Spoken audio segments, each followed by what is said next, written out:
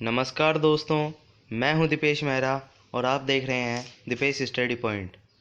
आज की इस वीडियो से हम कक्षा 10 के विज्ञान विषय का अध्ययन प्रारंभ करने जा रहे हैं। आज के इस वीडियो में हम कक्षा 10 के विज्ञान विषय का पहला अध्याय भोजन एवं मानव स्वास्थ्य के बारे में अध्ययन करेंगे। आइए शुरू करते हैं। पोषण जीवन का आधार है। पोषण के रूप में जीव अपने वातावरण से विभिन्न पदार्थ प्राप्त करता है। ये पदार्थ पाचन क्रिया के माध्यम से जीव के शरीर का अंग बनकर शरीर की विभिन्न आवश्यकताओं की पूर्ति करते हैं। अच्छे स्वास्थ्य के लिए संतुलित आहार लेने की जरूरत है। संतुलित आहार शरीर को मजबूत बनाता है तथा रोगों से लड़ने के लिए रोग प्रतिरोधक क्षमता को बढ़ाता है। साथ ही संतुलित आहार दिमाग को तेज तथा स्वस्थ बनाता है। स्वस्थ भोजन के अभाव में थकान और अन्य कई प्रकार के रोग हो सकते हैं। अनुभवों के आधार पर यह तथ्य ठीक तरह से जान लिया गया है कि जीवन के संचालन हेतु कार्बोहाइड्रेट, प्रोटीन, वसा, खनिज लवण, विटामिन और जल उचित मात्रा में उपलब्ध हों। संतुलित भोजन वह है जिसमें सभी आवश्यक पोषक तत्व हों। किसी भी पोषक की भोजन में कमी या अनुपलब्धता से भोजन असंतुलित होगा। लंबे समय तक जब पोषण में किसी एक या अधिक पोषक तत्व की कमी हो तो उसे कुपोषण कहते हैं। कुपोषण का शरीर पर असर कई प्रकार से देखने को मिलता है। पोषण के विभिन्न तत्व विभिन्न आवश्यकताओं की पूर्ति करते हैं, अतः स्पष्ट है कि जिस तत्व की कमी होगी उसके द्वारा किया जाने वाला कार्य नहीं होगा।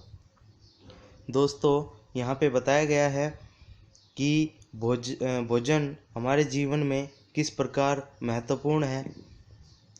भोजन में क्या क्या उपलब्ध होने चाहिए जो हमारे शरीर को स्वस्थ और तंदुरुस्त बना सकते हैं। यहाँ पे संतुलित भोजन के बारे में बताया गया है। वह भोजन जिसमें सभी प्रकार के पोषक तत्व उचित मात्रा में उपलब्ध हों संतुलित भोजन कहलाता है। आप ये पिछली कक्षाओं में भी पढ़ते आ रहे हैं। आवश्यक पोषक तत्व कौन कौन से हैं इसके बारे में हमने यहाँ पे चर्चा की। कार्बोहाइड्रेट, प्रोटीन, वसा, खनिज लवण, विटामिन और जल उचित मात्रा में उपलब्ध हों वह भोजन संतुलित भोजन। किसी भी पोषक की कमी या अनुपलब्धता से भोजन असंतुलित हो जाता है। लंबे समय तक भोजन में किसी एक या अधिक पोषक तत्वों की कमी हो तो उसे कुपोषण कहते हैं। दोस्तों, ये महत्वपूर्ण परिभाषा है कि कुपोषण किसे कहते हैं। जब भोजन में लंबे समय तक एक या अधिक पोषक तत्वों की कमी हो तो उसे कुपोषण कहते हैं। कुपोषण का शरीर पर कई प्रकार से असर देखने को मिलता है। जिस तत्व की कमी होती है उसके द्वारा किया जाने वाला कार्य नहीं होगा। यदि शरीर में किसी पोषक तत्व की कमी है तो उस पोषक तत्व के द्वारा संपादित किए जाने वाला कार्य हमारे शरीर में नहीं होगा। इसके बारे में हम विस्तार से चर्चा करेंगे। सबसे पहले है संतुलित व असंतुलित भोजन। हमारे देश में कुपोषण का एक बड़ा कारण लोगों को सभी पोषक तत्वों से युक्त संतुलित भोजन पर्याप्त मात्रा में नहीं मिलना है। मगर कई उदाहरण ऐसे भी आते हैं कि बुरी आदतों के कारण संतुलित भोजन का उचित उपयोग नहीं हो पाता और व्यक्ति कुपोषण के लक्षण प्रदर्शित करने लगता है। कुपोषण का प्रभाव शारीरिक एवं मानसिक दोनों प्रकार की दुर्बलताओं के रूप में प्रकट होता है। यहाँ हम कुपोषण के कुछ प्रमुख प्रभावों पर चर्चा करेंगे, जिसमें पहला है विटामिन कुपोषण। यहाँ पे विटामिन की कमी से होने वाले कुपोषण के बारे में बताया गया है कि कौन कौन से रोग विटामिन की कमी से होते हैं। विटामिन भोजन का सूक्ष्म भाग होते हैं मगर कार्य की दृष्टि से महत्वपूर्ण होते हैं। किसी एक या अधिक विटामिन की कमी होने से उसके लक्षण स्पष्ट नज़र आते हैं। निम्न तालिका में प्रमुख विटामिन की कमी से होने वाले रोग तथा उसके लक्षण दिए जा रहे हैं। दोस्तों, यहाँ पर प्रमुख विटामिन और उनसे होने वाले रोग और रोगों के लक्षण बताए गए हैं। क्रम संख्या 1 पर है विटामिन ए। इसकी कमी से रतौंधी रोग होता है जिसके लक्षण है प्रकाश या रात में दिखाई नहीं देना। क्रम संख्या 2 पर है थायमीन, जिसे विटामिन B12 कहते हैं, जिसकी कमी से बेरी रोग होता है। इस रोग के लक्षण है हृदय धड़कन कम हो जाना, पेशियां एवं तंत्रिकाएं कमजोर होना।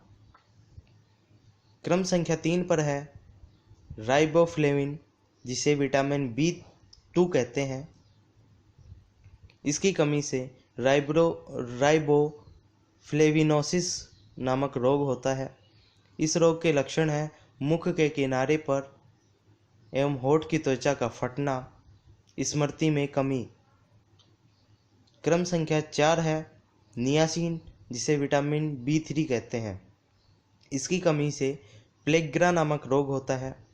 इस रोग के लक्षण हैं जीभ व त्वचा पर पपड़ियाँ पड़ना। क्रम संख्या 5 पर है एस्कॉर्बिक अम्ल, जो विटामिन C की कमी से होता है। विटामिन C एस्कॉर्बिक अम्ल का दूसरा रूप है। इसकी कमी से होने वाला रोग है स्कर्वी। रोग के लक्षण मसूड़ों में खून आना, त्वचा पर चकत्ते बनना आदि। क्रम संख्या 6 पर है कैल्सीफिरोल, विटामिन D। इसकी कमी से रिकेट्स रोग होता है। इस रोग के लक्षण हैं पैरों की हड्डियां मुड़ जाती हैं, घुटने पास आ जाते हैं। दोस्तों, इससे नेक्स्ट है प्रोटीन कुपोषण, अर्थात प्रोटीन की कमी से जो रोग होते हैं उनके बारे में यहाँ पे बताया गया है। गरीबी के कारण लोग भोजन में प्रोटीन पर्याप्त मात्रा में सम्मिलित नहीं कर पाते हैं और कुपोषण का शिकार हो जाते हैं। मुख्यतः छोटे बच्चे इससे प्रभावित होते हैं। गर्भवती महिलाओं और किशोरावस्था में प्रोटीन आवश्यक पोषक है। प्रोटीन की कमी से क्वाशियोरकोर रोग होता है, जैसा कि आप चित्र में भी देख सकते हैं। क्वाशियोरकोर रोग, बच्चे का पेट फूल जाता है, उसे भूख कम लगती है, स्वभाव चिड़चिड़ा हो जाता है, त्वचा पीली, शुष्क, काली, धब्बेदार होकर फटने लगती है। जब प्रोटीन के साथ पोषण में पर्याप्त ऊर्जा की कमी होती है तो शरीर सूख कर दुर्बल हो जाता है और आंखें कांतिहीन हो जाती हैं एवं अंदर धंस जाती हैं। इस स्थिति को मैरेस्मस रोग कहते हैं। आप दोनों रोगों के बारे में चित्र में भी देख सकते हैं। दोस्तों, ये बहुत ही इम्पोर्टेंट है, परीक्षा में अक्सर पूछ लिया जाता है कि क्वाशियोरकोर और मैरेस्मस रोग कौन से पोषक तत्वों की कमी के कारण होते हैं, या प्रोटीन की कमी से होने वाले 2 रोगों के नाम बताइए, या क्वाशियोरकोर रोग के लक्षण लिखिए। क्वाशियोरकोर रोग के लक्षण है बच्चे का पेट फूल जाता है, उसे भूख कम लगती है, स्वभाव चिड़चिड़ा हो जाता है, त्वचा पीली, शुष्क, काली, धब्बेदार होकर फटने लगती है। इसी प्रकार पूछ लिया जाता है कि मैरेस्मस रोग के लक्षण लिखिए, तो इसके लक्षण है शरीर सूख कर दुर्बल हो जाता है, आंखें कांतिहीन एवं अंदर धंस जाती हैं। इस स्थिति को मैरेस्मस रोग कहते हैं। इसके पश्चात आता है खनिज कुपोषण, अर्थात खनिज की कमी से होने वाले रोग कौन कौन से हैं, यहाँ हम चर्चा करेंगे। विभिन्न प्रकार के खनिज भी शरीर संचालन में महत्वपूर्ण भूमिका निभाते हैं तथा इनकी कमी से शरीर में कई प्रकार के विकार उत्पन्न हो जाते हैं। लौह तत्व रुधिर के हीमोग्लोबिन का भाग होता है। इसकी कमी से रक्तहीनता के कारण चेहरा पीला पड़ जाता है। कैल्शियम हड्डियों को मजबूत बनाता है। इसकी कमी से हड्डियाँ कमज़ोर व भंगुर प्रकृति की हो जाती हैं। आयोडीन की कमी से थायराइड ग्रंथि की क्रिया मंद पड़ जाती है, जिससे गलगंड या घेंगा रोग हो जाता है। दोस्तों, यह भी इम्पोर्टेंट है कि आयोडीन की कमी से कौन सा रोग होता है, ये अक्सर पूछ लिया जाता है। एक प्रश्न और बन जाता है कि कौन से तत्व की कमी से या कौन से खनिज की कमी से हड्डियाँ कमज़ोर या भंगुर प्रकृति की हो जाती हैं। तो इसका आंसर है कैल्शियम। कैल्शियम की कमी के कारण हड्डियाँ कमज़ोर और भंगुर प्रकृति की हो जाती हैं। यहाँ हमें तत्व के नाम दिखाए गए हैं, उनके स्रोत बताए गए हैं और उनके कार्य बताए गए हैं, जिसमें क्रम संख्या 1 पर है सोडियम। इसके प्रमुख स्रोत हैं सामान्य नमक, जिसे NaCl के नाम से जाना जाता है, मछली, मांस, अंडे, दूध। इसके प्रमुख कार्य हैं मांसपेशी संकुचन, तंत्रिकीय आवेश संचरण, शरीर का विद्युत अपघटन और संतुलन बनाना। क्रम संख्या 2 पर है पोटेशियम। इसके प्रमुख स्रोत सभी खाद्य पदार्थ हैं, अर्थात ये सभी खाद्य पदार्थों में पाया जाता है। इसके प्रमुख कार्य हैं मांसपेशी संकुचन, तंत्रिकीय आवेश संचरण, शरीर का विद्युत अपघटन, संतुलन बनाना, विभिन्न कोशिकीय क्रियाओं का संचालन करना। क्रम संख्या 3 पर है कैल्शियम। इसके प्रमुख स्रोत हैं दूध, अंडे, हरी सब्जियां। इसके प्रमुख कार्य हैं विटामिन डी के साथ हड्डियां एवं दांतों को मजबूती प्रदान करना। नंबर 4 पर है फास्फोरस। इसके प्रमुख स्रोत हैं दूध, हरी सब्जियां, बाजरा, रागी, सूखे मेवे, यकृत तथा वृक्क। इसके प्रमुख कार्य हैं कैल्शियम से मिलकर हड्डियां तथा दांतों को मजबूती प्रदान करना। क्रम संख्या 5 पर है लौह तत्व, जिसे हम आयरन भी कहते हैं। इसके प्रमुख स्रोत हैं यकृत, वृक्क, अंडे, मांस, रक्त, बाजरा, रागी, दही, सब्जियां, गाजर, गुड़। इसके प्रमुख कार्य हैं रुधिर में हीमोग्लोबिन का निर्माण, ऊतक का ऑक्सीकरण। क्रम संख्या 6 पर है आयोडीन। इसके प्रमुख स्रोत हैं नमक, समुद्री भोजन, हरे पत्तों वाली सब्जियां, लवण, जलीय मछली, जामुन और काला नमक। आयोडीन जो समुद्री भोजन जो होता है उसमें आयोडीन की पर्याप्त मात्रा होती है। इसके प्रमुख कार्य हैं थायरोक्सिन हार्मोन के निर्माण में। आयोडीन की कमी से जो हमने अभी पढ़ा है घेंगा या गलगंड नामक रोग हो जाता है, जो कि थायराइड ग्रंथि से स्रावित होने वाले हार्मोन थायरोक्सिन की कमी से होता है। तो थायरोक्सिन हार्मोन के निर्माण में आयोडीन महत्वपूर्ण भूमिका अदा करता है। इसके पश्चात आता है दोस्तों मानव स्वास्थ्य, जिसमें पहला है पीने योग्य पानी के गुण व दूषित पानी के दुष्प्रभाव। यहाँ पे हमें पीने योग्य पानी के गुण अर्थात कैसा पानी हमें पीना चाहिए, उसके क्या क्या गुण होते हैं, इस बारे में चर्चा करेंगे। हम इंसान इतने कम उपलब्ध जल के स्रोतों का इस तरह दोहन कर रहे हैं कि जल्द ही हमारे सामने जल संकट अपने विकराल रूप में मौजूद होगा। हमारे उपयोग का लगभग सारा जल नदियों, झीलों या भूमिगत स्रोतों से आता है। हम जल के उपयोग के साथ उसे प्रदूषित भी करते हैं। इस तरह हम द्विधारी तलवार से अपने जीवनदाता पर वार कर रहे हैं। जल की उपयोगिता की चर्चा करना व्यर्थ है। यदि कहूँ कि जल ही जीवन है तो अतिशयोक्ति नहीं होगी। जल का उपयोग पीने, भोजन बनाने, नहाने, बर्तन व कपड़े धोने, कृषि व उद्योगों में किया जाता है। जल पृथ्वी पर पाई जाने वाली एकमात्र ऐसी चीज है जो पदार्थ की तीनों अवस्था ठोस, द्रव और गैस रूपों में एक साथ प्राकृतिक तौर पर मौजूद है। जो जल हमें मिलता है उसमें कई तरह के कण व सूक्ष्म जीव होते हैं। उनमें से कुछ हमें फायदा पहुंचाते हैं तो कुछ हमें नुकसान भी पहुंचाते हैं। यहाँ में पीने योग्य जल के गुण बताए गए हैं। जल में आंखों से दिखने वाले कण और वनस्पति नहीं हो, हानि पहुंचाने वाले सूक्ष्म जीव नहीं हो, जल का पीएच संतुलित हो, जल में पर्याप्त मात्रा में ऑक्सीजन घुली हो। ये पीने योग्य जल के गुण हैं कि जल में आंखों से दिखने वाले कण नहीं होने चाहिए, वनस्पति नहीं होनी चाहिए जो हमें जल में आंखों से दिखाई दे,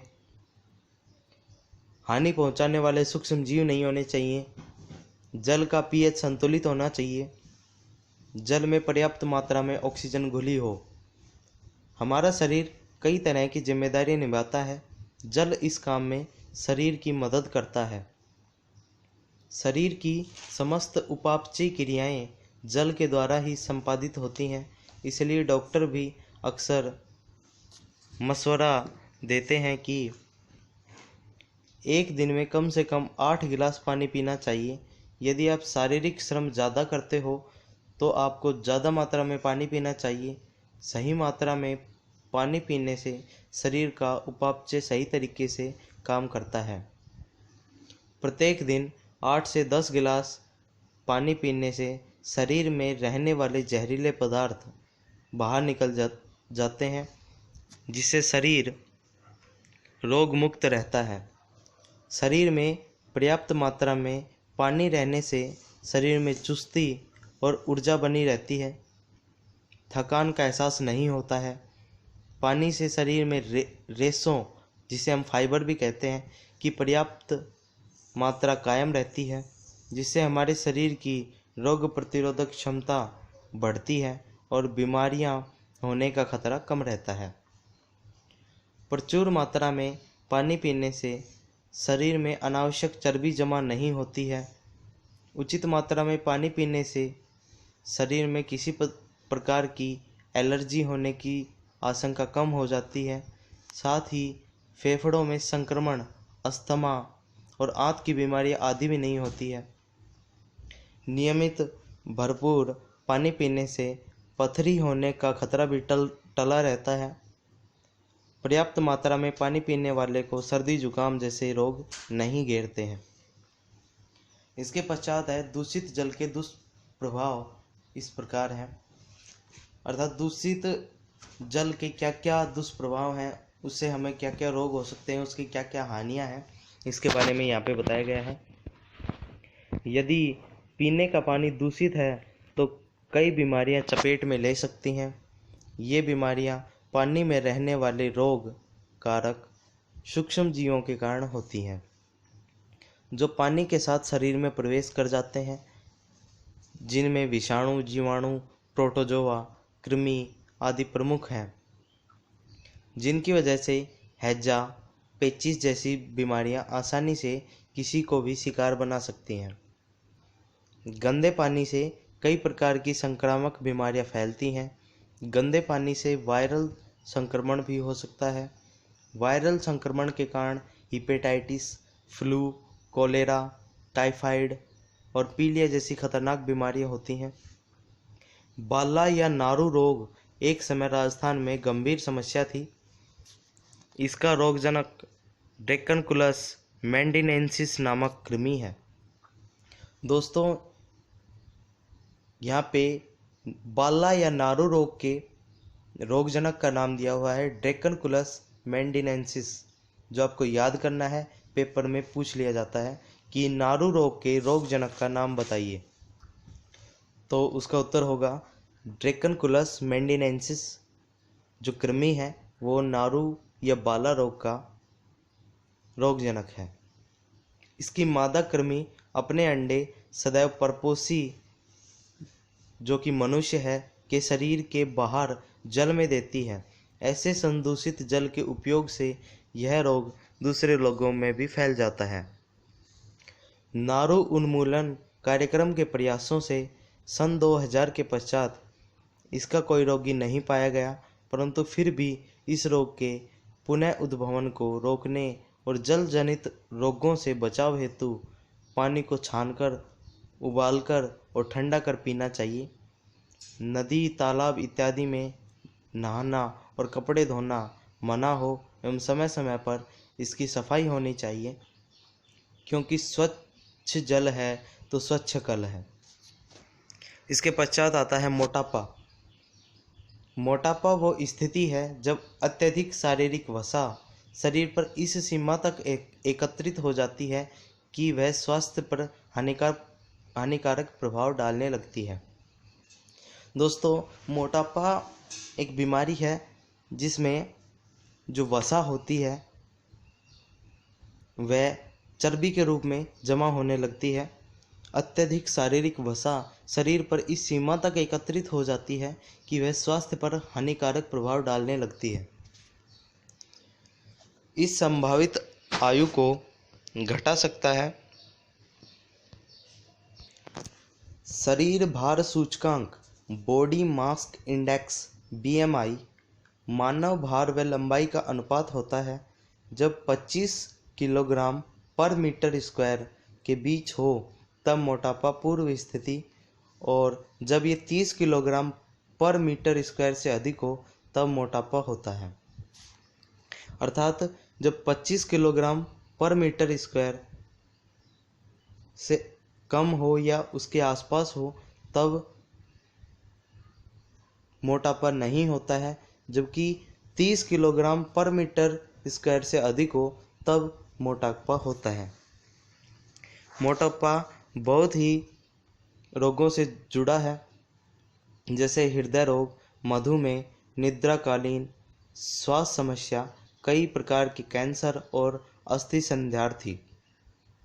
मोटापे के कई कारण हो सकते हैं। इनमें से प्रमुख है मोटापा और शरीर का वजन बढ़ना, ऊर्जा के सेवन और ऊर्जा के उपयोग के बीच असंतुलन के कारण होता है, अधिक चर्बी युक्त भोजन करना, जंक फूड व कृमि भोजन करना, कम व्यायाम और स्थिर जीवन यापन, शारीरिक क्रियाओं के सही ढंग से नहीं होने पर भी शरीर पर चर्बी जमा होने लगती है, और अल्पक्रियता, हाइपोथायराइडिज्म आदि। दोस्तों, नेक्स्ट आता है रक्तचाप। रक्त वाहिनियों में बहते रक्त द्वारा वाहिनियों की दीवारों पर डाले गए दबाव को रक्तचाप कहते हैं। रक्त वाहिनियों में बहते रक्त द्वारा वाहिनियों की दीवारों पर डाले गए दाब को रक्तचाप या ब्लड प्रेशर कहते हैं। यह भी एक महत्वपूर्ण परिभाषा है, पूछ ली जा सकती है। धमनियां वह नलिकाएं हैं जो हृदय से रक्त को शरीर के विभिन्न ऊतकों और अंगों तक ले जाती हैं। किसी व्यक्ति का रक्तचाप सिस्टोलिक, डायस्टोलिक रक्तचाप के रूप में अभिव्यक्त किया जाता है, जैसे 120/80। सिस्टोलिक अर्थात ऊपर की संख्या धमनियों के दाब को दर्शाती है। इसमें हृदय की मांसपेशियां संकुचित होकर धमनियों में रक्त को पंप करती हैं। डायस्टोलिक रक्तचाप अर्थात नीचे वाली संख्या धमनियों में उस दाब को दर्शाती हैं जब संकुचन के बाद हृदय की मांसपेशियां शिथिल हो जाती हैं। दोस्तों, यहाँ पे बताया गया है जो 120 है वो सिस्टोलिक अर्थात ऊपर की संख्या है, जब हृदय की मांसपेशियों द्वारा धमनी में रक्त प्रवाहित किया जाता है अर्थात पंप किया जाता है, उसमें दाब अधिक होता है। तो 120 उच्च ऊपर की संख्या है जिसमें हृदय द्वारा धमनियों पर दबाव डाला जाता है, जिसमें धमनियां संकुचित रहती हैं, संकुचित अवस्था में रहती हैं। जो 80 है वह डायस्टोलिक रक्तचाप अर्थात नीचे वाली संख्या धमनियों में उस दाब को दर्शाती है जब संकुचन के बाद हृदय की मांसपेशियां शिथिल हो जाती हैं अर्थात उनमें अधिक दाब कार्य नहीं करता है, उसको दर्शाती हैं। एक सामान्य व्यक्ति का सिस्टोलिक रक्तचाप पारा के 90 और 120 मिलीमीटर के बीच और डायस्टोलिक रक्तचाप पारा के 60 से 80 मिलीमीटर के बीच होता है। रक्तचाप को मापने वाले यंत्र को रक्तचाप मापी स्फाइग्नोमैनोमीटर कहते हैं। दोस्तों, यह भी एक प्रश्न बन जाता है कि रक्तचाप मापी का नाम लिखिए, या रक्तचाप को किस उपकरण या किस यंत्र द्वारा मापा जाता है, तो आप उसमें लिखेंगे रक्तचाप मापी या स्फाइग्नोमैनोमीटर। स्फाइग्नोमैनोमीटर लिखना अनिवार्य है दोस्तों। यहाँ पे हमें दर्शाया गया है स्फाइग्नोमैनोमीटर का चित्र, जो आप देख सकते हैं। 1733 में स्टीफन हेल्स ने पहली बार रक्तचाप घोड़ों में मापा। 1983 में कापलन ने रक्तचाप को परिभाषित किया। निम्न रक्तचाप वह दाब जिसमें धमनियों और नसों में रक्त का प्रवाह कम होने के लक्षण या संकेत दिखाई देते हैं। जब रक्त का प्रवाह काफ़ी कम होता है तो मस्तिष्क, हृदय और गुर्दे जैसे महत्वपूर्ण इंद्रियों में ऑक्सीजन व पौष्टिक आहार नहीं पहुंच पाते, जिससे यह अंग सामान्य रूप से काम नहीं कर पाते हैं और स्थायी रूप से क्षतिग्रस्त हो सकते हैं। इसके पश्चात है उच्च रक्तचाप। धमनियों में अधिक दाब के कारण यह चिंता, क्रोध, ईर्ष्या, भ्रम, कई बार आवश्यकता से अधिक भोजन खाने से, मैदे से बने खाद्य पदार्थ, चीनी, मसाले, तेल, घी, अचार, मिठाइयाँ, मांस, चाय, सिगरेट व शराब के सेवन से, श्रमहीन जीवन व व्यायाम के अभाव से हो सकता है। उच्च रक्तचाप का समय पर निदान महत्वपूर्ण है। ऐसे मरीजों को पोटेशियम युक्त भोजन करना चाहिए, जैसे ताज़े फल, डिब्बे में बंद सामग्री का प्रयोग बंद कर दें। भोजन में कैल्शियम जो दूध में उपलब्ध होता है और मैग्नीशियम की मात्रा संतुलित करनी चाहिए। रेशे युक्त पदार्थ खूब खाएं। संतृप्त वसा, मांस, वनस्पति घी की मात्रा कम करनी चाहिए। इसके साथ ही नियमित व्यायाम करना चाहिए। खूब तेज लगातार 30 मिनट पैदल चलकर चलना सर्वोत्तम व्यायाम है। योग, ध्यान, प्राणायाम रोज करना चाहिए। धूम्रपान व मदिरापान नहीं करना चाहिए। तो दोस्तों, आज के लिए इतना ही। नेक्स्ट वीडियो में हम नशीले पदार्थों के बारे में चर्चा करेंगे। तो दोस्तों, कैसी लगी आपको ये वीडियो? यदि अच्छी लगी हो तो लाइक कीजिए, शेयर कीजिए, और यदि अभी तक सब्सक्राइब नहीं किया है तो चैनल को सब्सक्राइब कीजिए और बेल आइकन ज़रूर दबाइए, जिससे हमारी आने वाली वीडियोज़ की नोटिफिकेशन आपको मिलती रहे। धन्यवाद।